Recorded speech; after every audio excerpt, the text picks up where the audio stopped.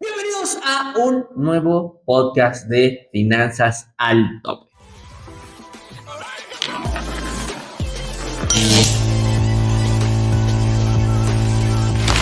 La verdad es que me sentí como raro porque para muchos de los que ustedes, o más bien para muchos de ustedes que no saben, el buen Kevin y yo decidimos grabar o anticiparnos al tema del contenido porque íbamos a estar ocupados durante 2 meses por lo del tema del lanzamiento digital de Despegue Financiero Generación 3. Así que la verdad es que en una semana, ¿no? Yo creo que como en 2, 3 días hemos de haber grabado cerca de 10, 12 podcasts, grabamos como 60 o 70 videos de contenido y la verdad es que llevaba como 2 meses sin grabar, pero ustedes siguen teniendo contenido todos los días, entonces era importante y la verdad es que me sentí como un poco rarito, pero estuvimos investigando, haciendo un pequeño scouting entre comentarios de los comentarios, entre comentarios de los videos, entre comentarios de las propias clases, entre buscar algún tema de tendencia y demás actual de este año.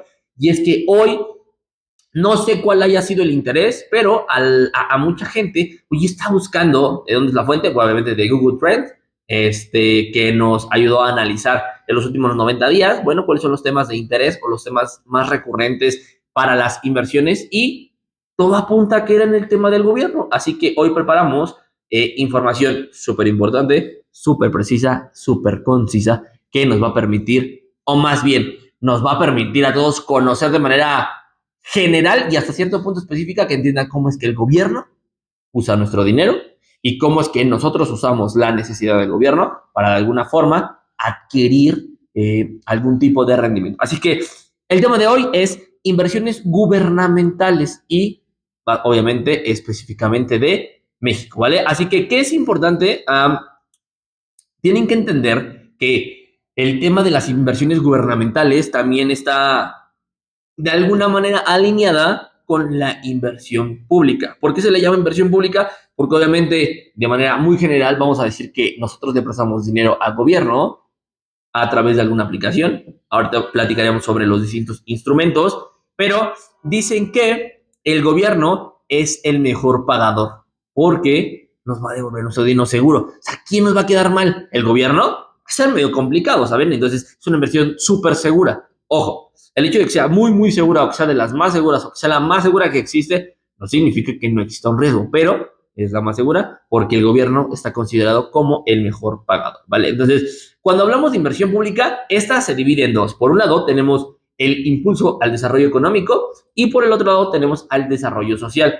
El impulso económico son normalmente cuando este tipo de inversiones de manera indirecta para nosotros, claro, como inversionistas, genera empleos ya sea de manera directa o indirecta y también puede o se usa para la infraestructura del país, entre aeropuertos, carreteras, nuevos hospitales, escuelas, etcétera, etcétera. Y además de eso, aumenta la productividad del país, ya que en muchas ocasiones el hecho de mejorar instalaciones, infraestructuras, carreteras, permite que muchas de las empresas que normalmente hacen envíos terrestres, que según yo en México, estaba escuchando un podcast y decían que el 95% de los envíos dentro del país, o más del 90% de los envíos del país, se sigue haciendo de manera terrestre. Entonces, el hecho de que tengamos mejores carreteras, mejor infraestructura, hace que puedan disminuir los costos de la empresa o las empresas y eso los hace más productivos, ¿vale? Y por el otro lado tenemos al desarrollo social, que no es más que atraer inversión, o más bien el desarrollo social a través de esta inversión pública permite que se genere de alguna manera inversión privada, es decir, que las empresas confíen por la infraestructura que existe en el país, es decir, que gracias a que el gobierno tiene mejor infraestructura en carreteras, en hospitales, en escuelas, etcétera, etcétera, las empresas les es más fácil invertir, obviamente, de manera privada en su propio negocio para propio beneficio, pero que de manera indirecta genera mayor riqueza o genera empleos directos e indirectos para las personas que trabajan para ellos, que de alguna forma sigue siendo parte del mercado que nosotros tenemos como país, ¿vale? Y además de eso, como desarrollo social, tiene mejor calidad de vida, ya que al haber más hospitales, más escuelas, y un mejor transporte, beneficia a más personas que usan de manera cotidiana esto, ¿vale? Así que Aquí es importante aclarar de manera específica cómo se financia el gobierno normalmente. Bueno, existen tres formas en las que el gobierno se puede financiar. Número uno, con ingresos tributarios, que es decir, la recolección de los impuestos. Lo que pagamos de IVA, de ISR, de IEPS y de otros tantos impuestos que existen en diferentes rubros y sectores. ¿Qué es lo que hace el gobierno? Bueno, normalmente el gobierno, cada determinado periodo, normalmente de manera anual, lo que hace es un presupuesto de gasto. Entonces, ellos evalúan y dicen, bueno, en este año yo presupuesto que con los proyectos que traemos vamos a gastar 1,000 millones de pesos. Es un ejemplo, ¿no? Y se dan cuenta, a lo mejor por septiembre, que ya están a un 90% del presupuesto consumido. Entonces, el gobierno tiene que prever qué va a hacer, porque si no cubren los proyectos con este dinero, obviamente va a existir un déficit. Entonces, ¿qué tienen que hacer?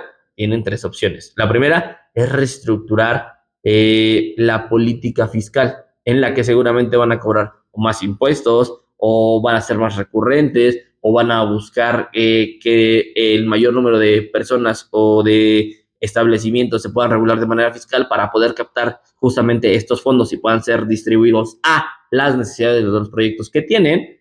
U opción 2, emisión de deuda. Es decir, que los gobiernos emiten deuda o emiten instrumentos que ponen a la venta al público en general, que es donde entramos nosotros como inversionistas y compramos CETES, bonos, UDIbonos, bondías, etcétera, etcétera. Y nosotros le prestamos este dinero al gobierno y el gobierno puede usar ese dinero de manera inmediata para satisfacer ciertas necesidades y al final de determinado plazo nos va a regresar un pequeño interés por usar nuestro dinero. De esta manera, el gobierno estabiliza de alguna forma la inflación porque evita recaer en la tercera forma de financiamiento, que es imprimir más dinero. Pero el hecho de que imprima más dinero puede de manera inmediata quizás controlar los inconvenientes que tienen por este déficit presupuestario, que es cuando gastan más de lo que tienen planificado y que de alguna forma tienen que cubrir esos gastos. De manera, bueno, en el tema del corto plazo, seguramente no va a haber inconvenientes, pero en el mediano largo plazo va a comenzar una desestabilización económica porque tiende a que aumente la inflación porque existe mayor circulación del dinero. Esto de manera indirecta también va a impactar a tasas de interés. Las tasas de interés van a tener que ver con el tema de la inversión. La gente ya no va a querer poder solicitar dinero porque va a ser más caro. Las empresas van a retener sus inversiones, van a detener cualquier crecimiento o expansión. Y bueno, es una serie bastante compleja, diría yo, como un tema económico en la que esto podría afectar. Y que ahora que lo pienso, tenemos una cuarta, que el cuarto tipo de financiamiento que podría tener el gobierno es adquirir deuda. Y eso es a través de un organismo internacional. Puede ser, por ejemplo, el Fondo Monetario Internacional o alguna otra institución a la que normalmente se recurre cuando existe este tipo de inconvenientes. Entonces, esta deuda externa es la que sigue creciendo y eso también pone en un déficit al país porque pues tenemos esa deuda que va a seguir creciendo en interés, etcétera, etcétera. Y la verdad es que se vuelve un tema bastante complejo, ¿vale? Así que partiendo de esto, hay que diferenciar dos cosas importantes. Una, qué es el gasto público y qué es la deuda pública. Gasto público, así de manera súper sencilla, no es más que el dinero que el gobierno ya tiene, que está destinado para el uso de sus proyectos, ya sean en salud, en el sector de transporte, en cualquier otro sector, ¿vale? Y la deuda pública no es más que el dinero que el gobierno pide prestado cuando no tiene suficiente dinero para cubrir las necesidades y estas las usa para satisfacer los proyectos, pero tiene que emitir algún tipo de bono o algún tipo de instrumento en la que la gente pueda tener o los inversionistas en este caso tengan algún tipo de beneficio, ¿vale? Y esto normalmente sirve para tres cosas: financiar proyectos de infraestructura, pagar déficits fiscales o reactivar la economía por algún tipo de crisis, ¿vale? De ahí es importante que nosotros sepamos que cuando hablamos de inversiones gubernamentales, hay dos cosas que saltan inmediatamente. Una es política fiscal y otra es la política monetaria. No me voy a meter tanto en detalle, solamente quiero que tengan un panorama general de todo lo que se tiene que contemplar o todo lo que está en juego cuando hablamos de inversiones gubernamentales, porque no es así de fácil. La política fiscal no es más que la forma en la que gasta el gobierno y recauda ingresos a través de impuestos. Sencillito, ¿vale?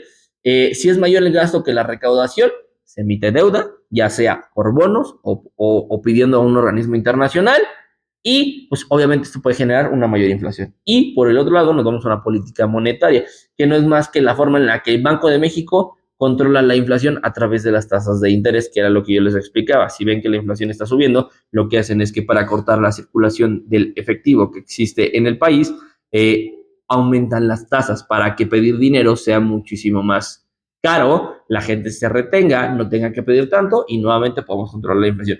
Hay muchos factores que están en juego, obviamente, pero de manera general podemos decirlo que así es como se ve, ¿vale? Así que el inconveniente muchas veces de esto es que los inversionistas prefieren deuda pública porque tienen mayores rendimientos y dejan de lado los negocios o la bolsa. Y eso también descompensa o desbalanza. Hay que llegar a un punto de equilibrio. Entonces, cuando las tasas de interés suelen ser muy altas y los rendimientos que da el gobierno son buenos, como en este caso los instrumentos que hubo mucho tiempo, CETES y bonos arriba del 10, del 11%, pues obviamente las empresas privadas preferían darle su dinero al gobierno para que el gobierno pueda satisfacer sus necesidades, pero el tema privado, el sector privado, pudiera seguir haciendo sus inversiones de manera o de manera personal, por así decirlo, ¿vale? Pero dejan de lado las inversiones, por ejemplo, en bolsa, porque a lo mejor no son tan constantes, no son tan seguras, y también se pierde,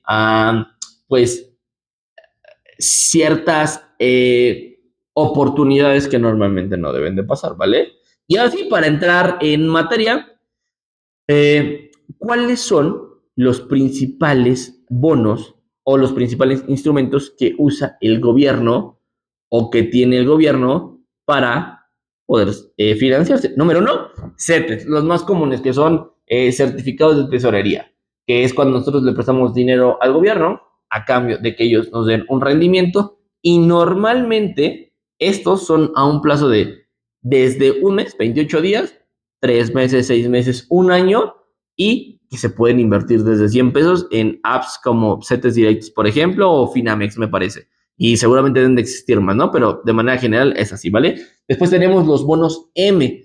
Cuando nosotros compramos un bono M, le prestamos el dinero al gobierno, pero esta vez es a varios años. Tenemos a 3, a 5, a 10 y a 30 años. Pero estos pagan intereses cada 6 meses. Y normalmente este tipo de emisiones de instrumentos los usa el gobierno cuando requiere proyectos muy grandes o muy complejos, diría yo, o muy, ¿cómo se llama?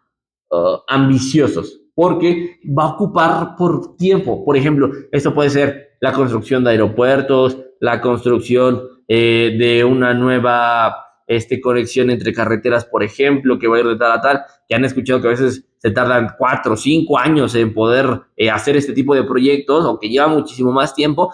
Bueno, pues para este tipo de proyectos que son de gran alcance, normalmente el gobierno emite este tipo de instrumentos. Después tenemos los UDIbonos, que son estos instrumentos que nos protegen contra la inflación, ya que su valor está ligado a las UDIs, que son las unidades de inversión. Esas igual van a 3, a 10, a 20 y a 30 años, ¿vale? Estas igual pagan intereses cada 6 meses. Pero ¿cuál es la ventaja de ese instrumento específico? Bueno, que nos protege contra la inversión y al vencimiento nos devuelve un capital ajustado por inflación. Es decir, un ejemplo muy rápido, ¿vale? Tenemos 10 pesos que en UDIbonos, ¿vale? Normalmente el rendimiento que te da el UDIbono está como entre el 4 o 5%. Vamos a imaginar que te da el 5%, ¿vale? Entonces de 10 pesos te tendría que dar 50 centavos, ¿no? Entonces te va a dar al final del plazo 10.5. Pero, ¿qué pasa si, por ejemplo, la inflación durante ese plazo fue de otro 5%? Si se dan cuenta, en teoría es como si nuestro dinero sí cuesta 10.50, pero al final, por la inflación, pues va a perder el valor adquisitivo y se va a quedar exactamente en los mismos 10, que ahora van a ser 10.50, pero que en poder adquisitivo da exactamente lo mismo, ¿vale? Pues la ventaja es que como está ajustada a la inflación, sí, el instrumento por sí solo ya te da el 5%, al momento del vencimiento de tu plazo se ajusta a la inflación, entonces este 5% te lo va a dar también. Entonces, en realidad, el instrumento te va a dar el 9 o el 10%. Entonces, Esa también puede ser una muy buena opción. ¿Cuál es el inconveniente? Bueno, pues que los rendimientos te los da de manera semestral. Y tenemos por último los bondes, que son bonos de desarrollo de gobierno federal. Son instrumentos en los que el gobierno paga intereses variables cada 28 días basados en las tasas de interés de referencia, que normalmente esto está basado por el Banco de México, perdón, el famosísimo Banxico. Y el rendimiento se ajusta al mercado. Lo hacen así para obtener financiamiento flexible sin comprometerse a una tasa fija. Entonces, si las tasas suben, pues obviamente nos van a dar mayor rendimiento. Pero si las tasas bajan, también nos van a reducir ¿cómo se llama? El rendimiento. Entonces, a ver, es una opción buena si queremos intereses constantes. ¿Cuál es la ventaja que tiene el gobierno? Que al no ser fija y al ser variable, es que nos van a dar de acorde a lo que está en el mercado actualmente. Si el día de hoy amanece que la tasa fija o la tasa de referencia es del 2%, te van a pagar el 2%. Pero si el día de mañana es del 5 o del 15%, por ejemplo, te van a dar el 15 o el 10%. Entonces, a nuestro favor es que si sube, obviamente nos van a pagar más, pero pues está ese riesgo porque también podría bajar y tendremos que ajustarnos a lo que nos pudiera dar el gobierno. Entonces, en general, son estas cuatro opciones que nos da el gobierno. Al final, todas tienen ¿cómo se llama? Un sentido común. Es darle nuestro dinero al gobierno, que el gobierno pueda financiarse para evitar adquirir deuda con algún organismo internacional o que imprima más dinero. Y esto normalmente funciona tanto para ellos como para nosotros. ¿Y qué tipo de instrumentos te recomiendo? Bueno, pues todo va a depender, una, de tu necesidad y dos, de si ya está desarrollada tu estrategia, porque al final creo que eso va a impactar de manera positiva o negativa, ¿vale? Así que, como caso muy peculiar, parte de la inversión que se utilizó para construir el nuevo aeropuerto de Felipe Ángeles, el famosísimo AIFA, es que se utilizó financiamiento gubernamental a través de inversión pública. Es decir, se emitieron instrumentos de deuda con nosotros como inversionistas de bonos, bondías, bonos, bonos M, en la que nosotros le dábamos dinero al gobierno y ellos utilizaban ese dinero para construir o terminar de construir el aeropuerto o alguna parte del aeropuerto, ¿vale? En el 2019 se asignó un presupuesto, o más bien, sí, un presupuesto de gasto que iba a costar más de 91,000 millones de pesos el aeropuerto. Sin embargo, según datos oficiales de la página del gobierno, dice que en realidad tuvo un costo alrededor de 75,000 millones de pesos. Sin embargo, obviamente cada año el gobierno destina un presupuesto para mantenimiento, para infraestructura, para actualización, para innovación, para tecnología, para el propio aeropuerto.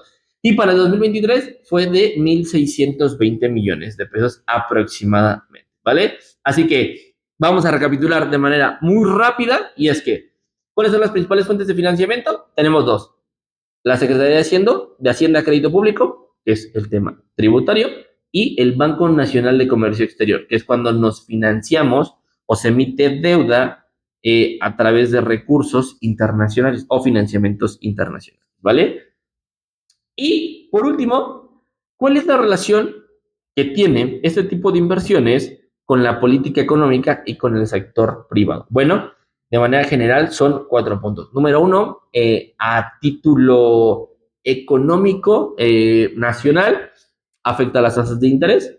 El hecho de que se emita deuda, las tasas de interés del mercado normalmente suben. Entonces, si llegan a subir las tasas de interés de los préstamos, o en este caso de las tasas de referencia, normalmente orilla a que las personas o las empresas o los inversionistas en general decidan inclinarse por inversión pública a través de instrumentos del propio gobierno que invertir en el sector privado, invertir en otras empresas, tomar capital de riesgo, capital de deuda, levantar capital, por ejemplo, o invertir en la bolsa de valores. ¿Por qué? Porque es muchísimo más seguro y tiene un mejor rendimiento darle nuestro dinero al gobierno. Pero dejamos de lado la parte del sector privado o el sector lucrativo.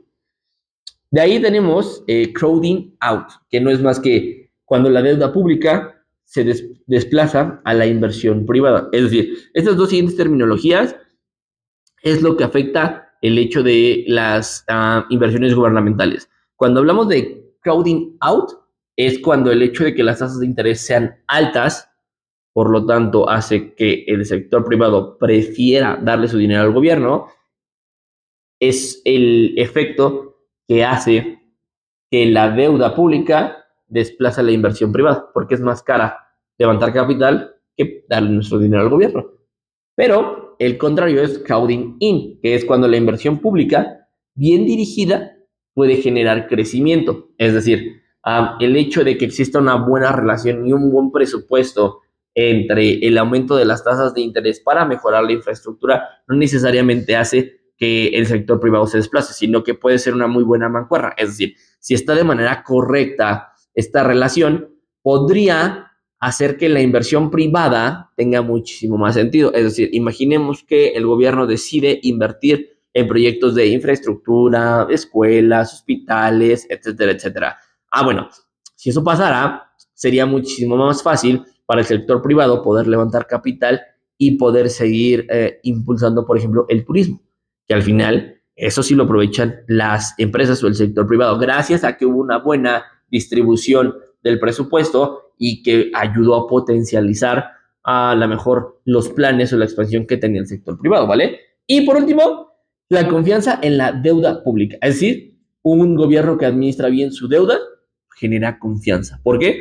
Porque si el gobierno actúa de manera, o no es que actúe, más bien gestiona el dinero de manera correcta o como se pronostica, eso ayuda a que el sector privado, que es normalmente quien en la gran mayoría tiene como la perspectiva o el sentido del mercado, hace que puedan confiar, lo que puede de alguna manera potencializar o incentivar más bien, perdón, esa es la palabra, incentivar a que se siga viendo inversión privada, ¿vale? Así que, chicos, ya saben, inversión en instrumentos gubernamentales nos dan tres cosas: seguridad y accesibles, gestionan liquidez y vamos a la preservación de capital. Es sencillo, invertir en el gobierno es fácil, es muy seguro, no es que no haya riesgo, pero es muy seguro, tenemos liquidez en teoría asegurada y preservamos el capital porque no perdemos valor